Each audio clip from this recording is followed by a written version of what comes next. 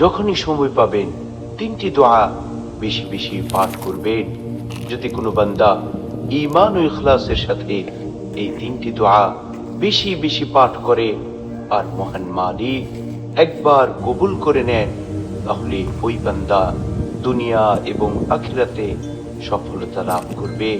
আল্লাহ রব্বুল আলামিন ওই বান্দাকে ক্ষমা করে দিবেন, তাকে রহমত দিয়ে ভরপুর করে দিবেন, তাকে হেদায়াত দান করবেন এবং তার রিজিকের পেরেশানি দূর করে দিবেন।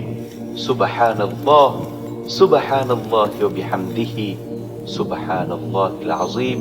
সেই তিনটি দোয়ার মধ্যে প্রথম দোয়াটি হচ্ছে আল্লাহুম্মা গফিরলি ওয়ারহামনি ওয়াহদিনি ওয়াআফিনি ওয়ারযুকনি।